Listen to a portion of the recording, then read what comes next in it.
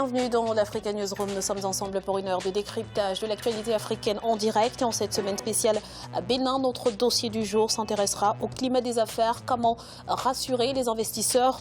Nous en parlerons. Sommaire également en Afrique du Sud, la campagne électorale pour les élections locales du 3 août 2016 bat son plein. Le président Jacob Zuma s'est rendu dans plusieurs townships du nord de Pretoria ce mardi. Et puis les exécutions extrajudiciaires provoquent le tollé au Kenya. Des centaines de personnes ont manifesté dans les rues de Nairobi ce mardi après l'assassinat d'un avocat des droits de l'homme et de ses accompagnateurs. Et avec nous sur ce plateau pour en parler, nos éditorialistes Samuel Gembok. Bonsoir Samuel. Merci Graziella, bonsoir. Et Daouda Tal. Daouda, bonsoir. Bonsoir Graziella et bonsoir à toutes et à tous. Tout de suite, c'est l'info du jour.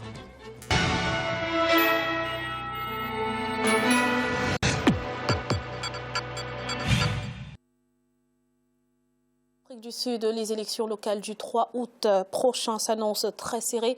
L'ANC, le parti au pouvoir, pourrait perdre le contrôle de plusieurs villes stratégiques. Ce mardi 5 juillet 2016, le président Jacob Zuma s'est rendu à Pretoria pour tenter de renouer avec les citoyens. Siamlo, Victoria Sedi.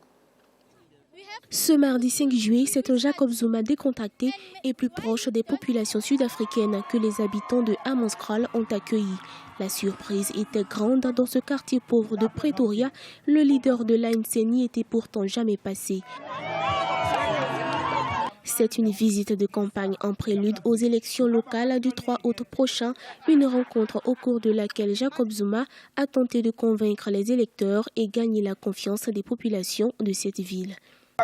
Si vous optez pour le candidat de l'ANC, votre vote apportera le changement, car l'ANC, mon parti, a la capacité de transformer l'Afrique du Sud. Je serais embarrassé si, ici, dans le Gauteng, les populations optaient pour d'autres partis politiques. Si le président sud-africain peut encore compter sur des habitants, sa cote de popularité semble avoir largement baissé. Mandela a accompli de grandes choses dans ce pays. Avec Zuma, la situation est tout autre. Notre difficulté aujourd'hui est liée à l'accès à l'eau potable. Les derniers sondages dans cette région étaient en faveur du principal parti d'opposition avec 19 points d'avance sur l'ANC. De tous les présidents issus de ce parti de référence, Jacob Zuma aura été l'un des plus controversés selon des observateurs. Au pouvoir depuis la fin de l'apartheid, le parti de Nelson Mandela pourrait donc perdre le contrôle de plusieurs grosses villes à l'issue du scrutin d'août 2016. Samuel, quel est l'enjeu de ces élections locales en Afrique du Sud ? L'enjeu, c'est déjà de voir la crédibilité et la légitimité que Jacob Zuma représente encore aux yeux des Sud-Africains et aux yeux des Sud-Africaines. N'oublions pas qu'au cours de ses mandats, la situation s'est terriblement dégradée. C'est vrai qu'il y a la conjoncture économique internationale qui a favorisé cela. Mais il répond aussi de par ses propres actes, de par les décisions qu'il a pu prendre pour sortir le pays de cette précarité. Et n'oublions pas aussi que s'il a été désigné par ses compatriotes, c'est parce que l'Afrique du Sud traversait une situation économique dramatique, en récession avec une perte d'environ 1 million d'emplois. Les espoirs étaient extrêmement grands. Simplement, il n'a pas pu tenir la baraque. Aujourd'hui, les enjeux sont multiples. Au niveau politique, son parti lui-même fait face à un certain nombre de crises, à un certain nombre de divisions au regard des multiples scandales dont il a pu être épinglé. Notamment ce qu'on a appelé le Nkanlagate, qui a permis de voir qu'il a dépensé 22 millions de dollars pour rénover sa maison privée. Et donc, aux yeux des Sud-Africains, cela est inadmissible. Aujourd'hui aussi, on voit qu'il y a une forte progression du parti principal de l'opposition, l'Alliance démocratique, où, au regard de tout ce qui s'est passé, le parti a pu désigner un jeune qui a 35 ans aujourd'hui, Moussi Maimane, qui aujourd'hui est un noir issu des zones populaires des townships. Et donc, c'est quelqu'un qui prend déjà sur l'électorat de l'ANC. Et donc, le jeu s'avère vraiment difficile pour Zuma. Alors Daouda, selon les derniers sondages, l'ANC pourrait perdre 3 grandes villes stratégiques. Le gouvernement sud-africain doit-il être inquiet ? Oui, je pense. Cette perte, si ces sondages se confirment, ce serait quand même historique. Historique à la fois et dommage pour l'ANC. Bon, je pense que la province du Cap, par exemple, là, il y a de fortes chances que l'Alliance démocratique gagne. Hein, il y a des chances. L'enjeu ici, c'est aussi que Johannesburg ne soit pas ne tombe pas dans l'escarcelle de l'opposition, puisque d'un point de vue économique, c'est quand même une province très très importante. On va dire également que voilà, moi ce que j'ai souvent pensé vis-à-vis de l'ANC, c'est que c'est un parti qui a du mal à se réformer. C'est un parti qui a du mal à se réformer, c'est un parti qui est resté dans des considérations historiques liées à Nelson Mandela, etc.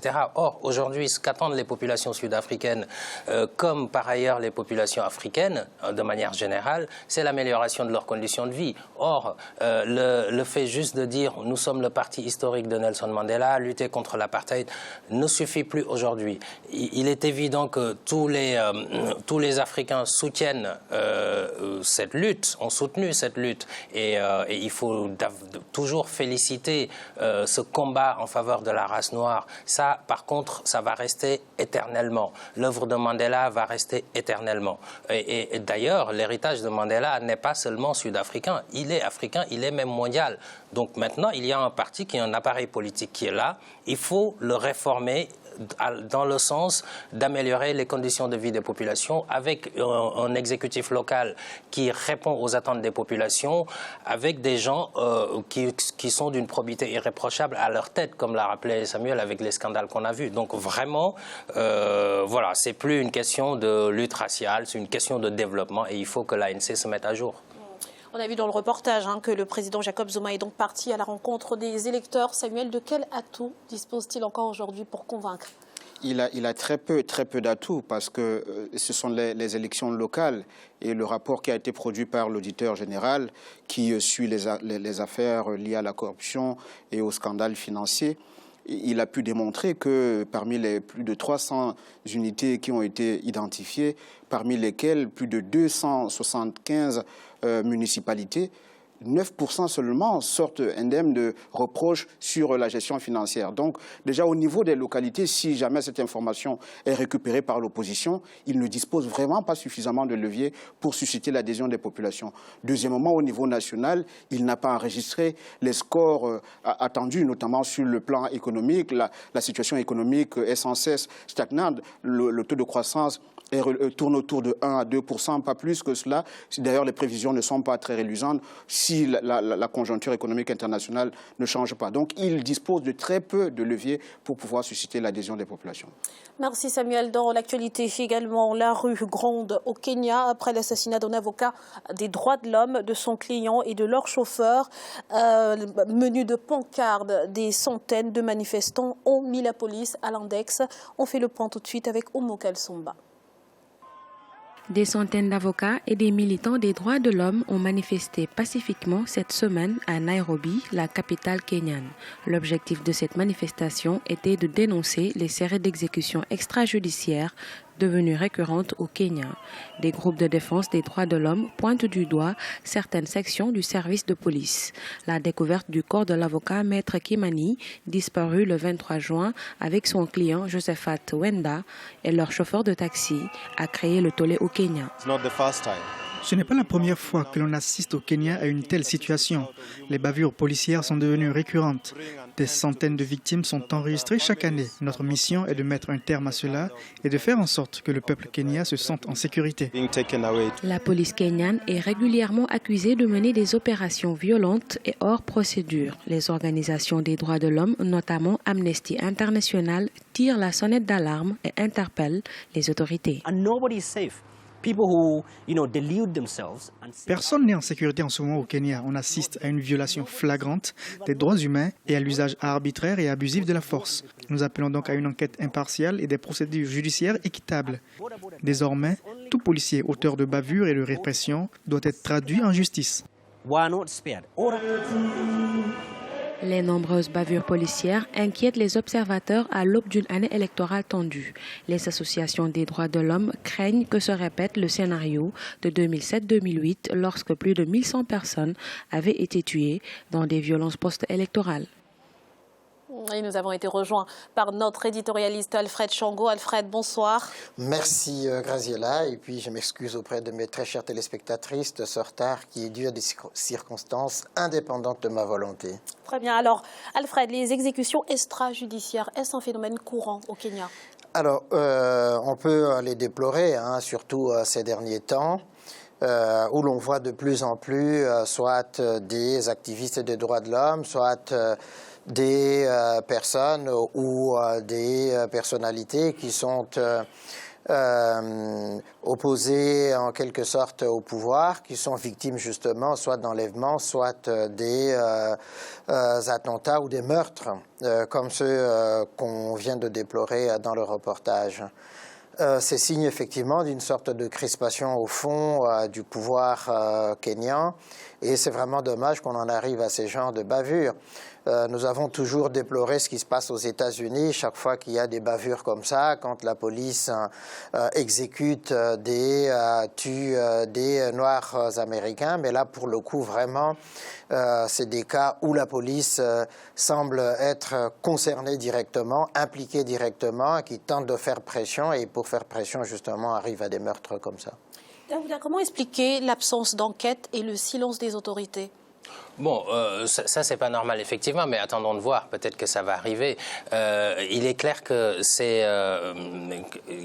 ça dépend de l'autorité en charge de la police, bien entendu. Et donc c'est le gouvernement. Ce n'est pas la justice pour l'instant. On pourra critiquer la justice à partir du moment où il y a impunité, où ces faits-là ne sont pas punis, par exemple. Mais pour l'instant, c'est au ministère en charge de la sécurité publique de condamner ces faits, au gouvernement donc de condamner ces bavures policières, on va dire. C'est bon, aujourd'hui retrouver ce type de choses au Kenya, j'ai envie de dire, c'est quand même un petit peu hallucinant, parce que on devait dépasser ce stade-là dans ce pays. Bon, c'est bien que les gens sortent dans la rue et poussent le gouvernement à réagir et à arrêter ce type de phénomène, parce que sinon, si les citoyens n'ont pas confiance en leur police, ça devient dramatique pour le pays. Justement, Samuel, la semaine dernière, l'ONU a annoncé avoir recensé 350 exécutions extrajudiciaires. On en a au Burundi également, ce qui pose finalement la question de l'intégrité de nos forces de police. Oui, la question de l'intégrité et du professionnalisme même des forces de police se pose sur le continent, dans certains pays. C'est vrai qu'il y a des pays qui, évidemment, sortent du lot, mais la question de la professionnalisation des forces de sécurité et au-delà des forces de sécurité, des forces de défense se pose. On devient policier d'abord pour la protection des populations. On devient force de défense parce qu'on doit protéger l'intégrité territoriale, parce qu'on doit protéger la souveraineté nationale et non pas faire une démonstration de force sur les populations. Quand bien même il y a manifestation, il y a encadrement des populations. On le voit dans les démocraties. Et le reproche peut-être qu'on va formuler sur la thèse que je développe, c'est que les gens vont me dire que non, l'Afrique n'a pas encore atteint le même niveau de démocratie. Mais en même temps, il ne s'agit pas de niveau de démocratie. Il s'agit de professionnalisation. On a décidé de faire un métier. La police a un code déontologique, des règles professionnelles qui doivent être appliquées partout. Alors, plusieurs organisations non gouvernementales, Alfred, ont appelé le gouvernement kényan à prendre des réformes pour empêcher que cela ne se reproduise. Quel genre de réforme, justement, peut être mis en place? C'est déjà sur le terrain de la formation et de la professionnalisation, justement, de la police, que le gouvernement peut agir. Et puis, sur la question de l'impunité, là, qu'il y ait la police des polices pour enquêter justement et permettre non seulement au ministère de l'Intérieur, mais au ministère de la Justice de se saisir de ces genres de cas pour éviter leur répétition. Je crois que c'est de cette manière-là que les choses changeraient et peut-être faire ce qui se passe aujourd'hui aux États-Unis où il y a des citoyens qui sont commis justement à suivre toutes les actions de la police avec des caméras, filmer toutes les scènes pour justement, au cas où ça irait devant la justice, montrer soit le respect des règles de déontologie policière ou leur violation et à ce moment-là amener à sanctionner les policiers et puis revoir aussi, j'allais dire, le critère de recrutement des policiers. Merci Alfred. Nous allons à présent marquer une courte pause. On se retrouve dans quelques instants pour la suite de l'Africa Newsroom. A tout de suite.